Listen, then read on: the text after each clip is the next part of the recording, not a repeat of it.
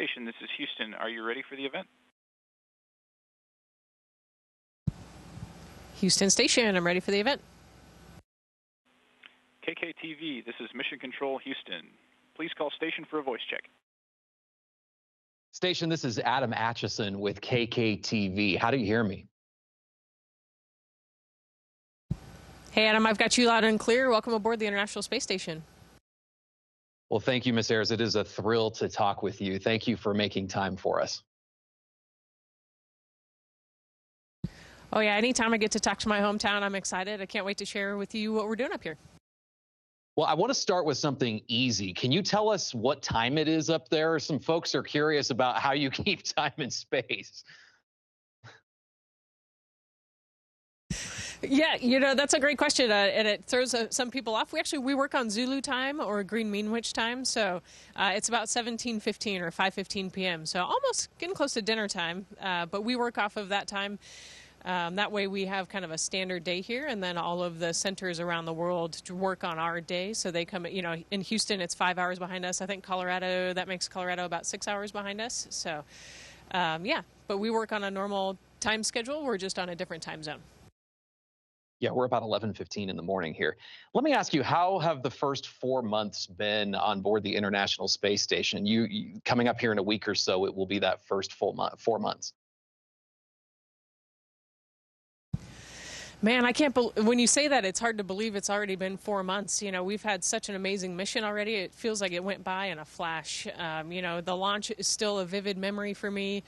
We got up here and we got the Soyuz handover right away, and then we got SpaceX 32, which was a bunch of cargo and science that we were able to do, and now we've got the Axiom crew on board. Anna and I did a spacewalk, so it's been a busy mission, but it's been a lot of fun. We've gotten to do a lot of science and maintenance on board, and then we've had a lot of visitors. So it's been a blast so far. And like I said, the 4 months has gone by really quickly. Yeah, and I want to ask you about your day-to-day here in a second, but I know one of the things that you did right out the gate was relieve a crew that had been on board the International Space Station for a long time. What was that greeting like as you came on board, and then the exchange of information? Oh, man, the crew and I, they felt like family, on the ground. Got to know them once I got to NASA a few years ago, and then getting to see them here and giving Sunny Williams that big hug as she left, as they got into their Dragon and undocked.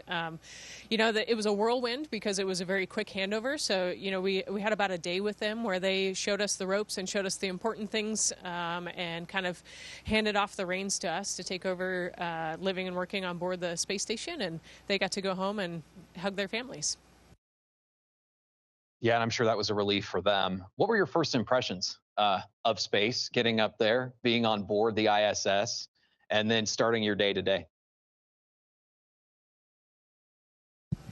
Oh, man, I think one of my first impressions, and something that is never going to get old, and it's kind of become my party trick, but, when you're first on board here, you have to get used to talking to someone who's on the wall or talking to someone who's on the ceiling, and just being okay with that. Our treadmill is on the wall, our lifting machine or resistance machine is on the wall, and oftentimes there's a compartment right here above me, and you come down and you climb on the ceiling. So just having your brain adapt to up and down not really being a thing here, and being able to float around, that was a big adjustment. And then I think the other thing for me is just the view. I've wanted to take pictures up here, and I got to hand over with Don Pettit and learn all about how he takes pictures and how he does photography, and learn a ton from him, and have been trying to take as many pictures of the Earth and share that view with the world and with all the scientists and researchers out there. So I think the two biggest things for me have been like the brain adaptation and just kind of living and working in space, but then also the view has been absolutely stunning. I can imagine that's quite an adjustment, and it's fascinating to watch you even demonstrate it right now. Did your training prepare you for that? To what extent were you prepared for the zero gravity or microgravity? Oh, man, we do a lot of training at Johnson, and we have mock-ups that look just like this module here. So all of these racks, we have very similar training modules, but it's tough to prepare for microgravity.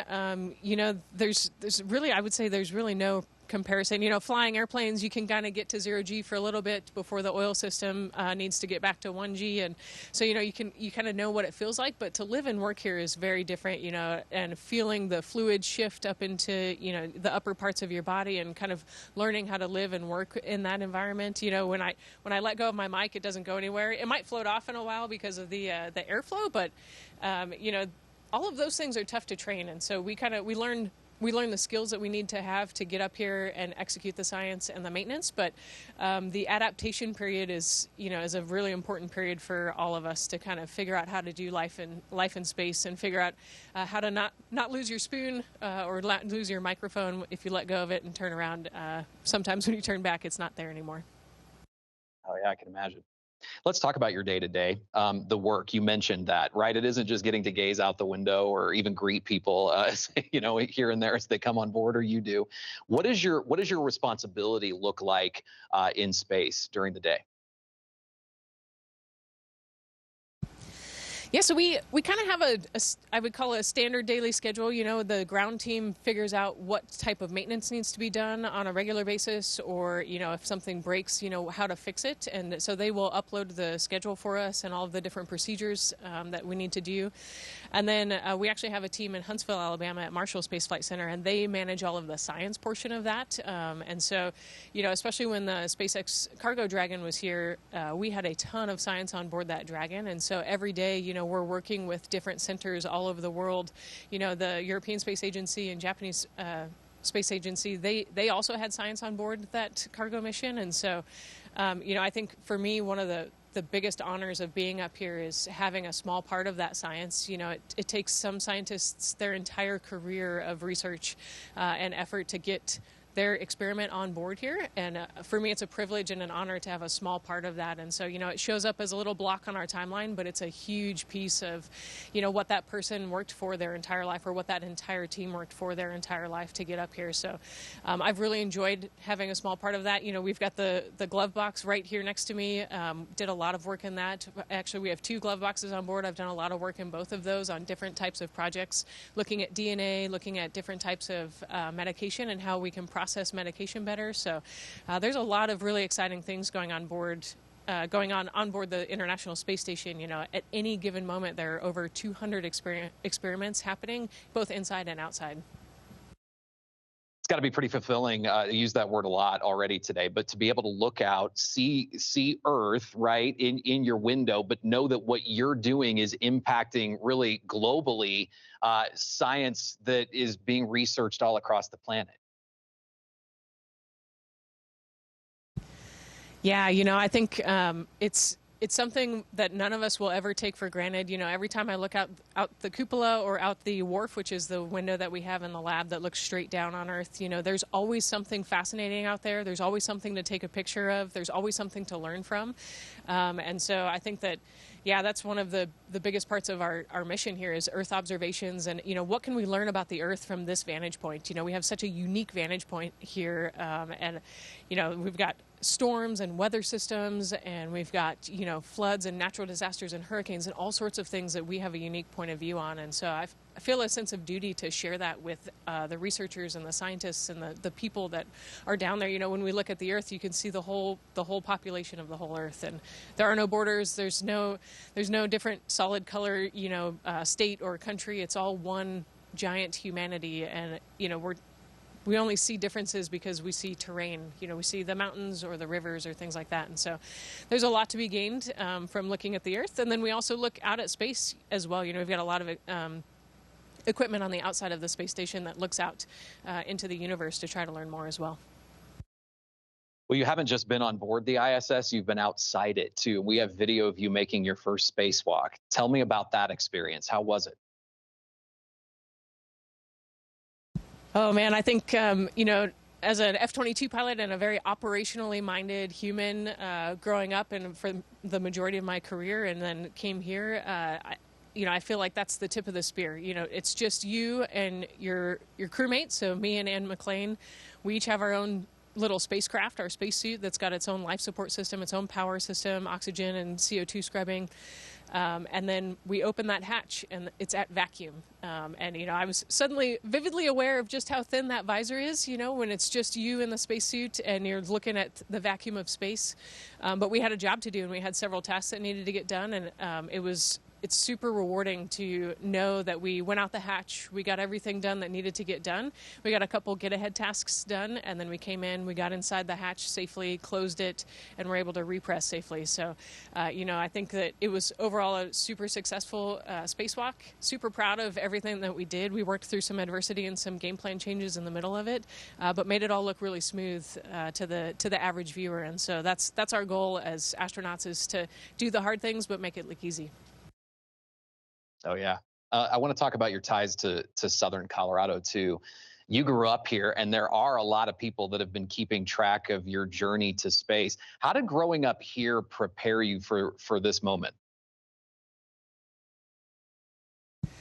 Oh, man, I think so. Growing up in Colorado, I went to all the way up through middle school in Colorado Springs, and then went to Woodland Park High School. So we lived right there in Colorado Springs and Divide. I have these memories of I've always loved space since I was, just this big. And, I used to drag my family out to the eastern portion, out onto the plains, away from the city lights in the middle of the night to go watch meteor showers. We used to do a ton of hiking and camping. So just the kind of exploratory side of the human brain, that was really tapped into there in Southern Colorado. You've got the mountains right there, and we did a ton of exploring in the mountains as little kids. And then also growing up right there, I knew I wanted to be an astronaut. And then as soon as I knew you could fly the shuttle, because the shuttle was flying during that time, I knew I wanted to be a pilot. And then, it was kind of a natural step watching the Thunderbirds fly over the academy every year. I kind of just, everything fell into place. And as a very little kid, I decided that I wanted to try to get to the Air Force Academy and try to be a pilot in the Air Force, and then on to be an astronaut at some point. And so, I think there's so much in the community right there in Southern Colorado that inspired me and allowed me to really pursue my dream and work really hard, but get to where I am today. Well, you mentioned observing space. We have a lot of areas across Colorado where you can observe the stars, space from the ground, but also the mountains. And I imagine that creates, maybe even in your mind, if you can tell us, kind of a unique and perspective of the distance between sort of the mountains and space. Yeah, actually, it's pretty phenomenal.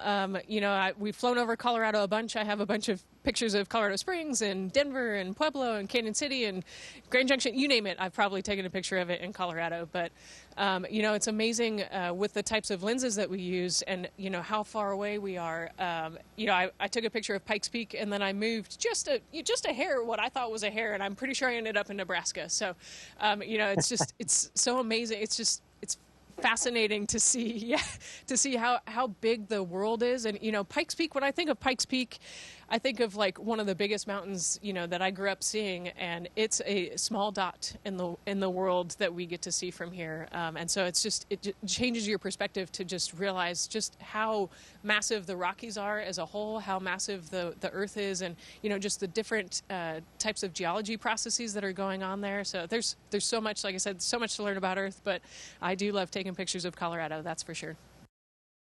I'm guessing too that it's a unique sense of, I don't know what the word I'm looking for is, maybe humility too, to think of how small maybe where you grew up is from space, but know how much of an important role that you're playing thousands of miles above us. Yeah, I think humbling is the right word.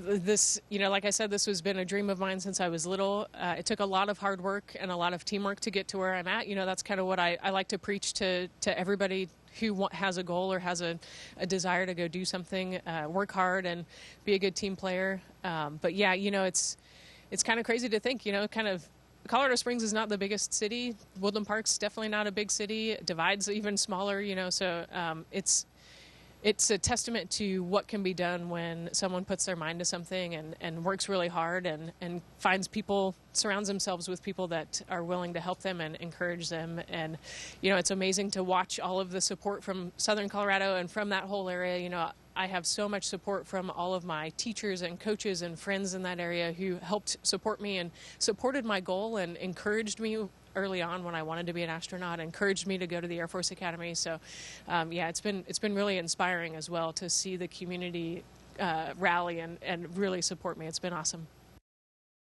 We have about 5 minutes left. I want to ask you about the Air Force Academy. What do you think, the most important aspects of your training here and through your military career that helped you become an astronaut?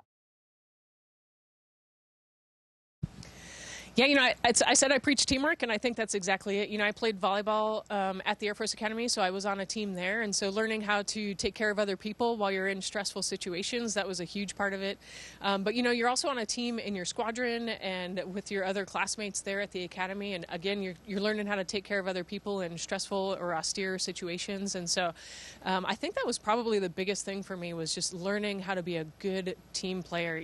We live and work on board the ISS.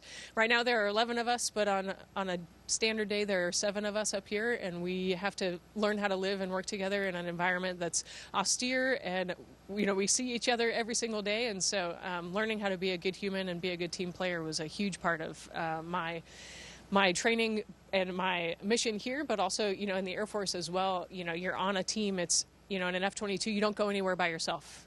There's at least 2 of you, if not 4 or more of you, and so we employ as a team as well. And so I think that taking care of your buddies, both in the living environment, but also in the operational environment, has been huge. I described Anna and I going out the door. That's just like a 2 ship of F-22s going into combat.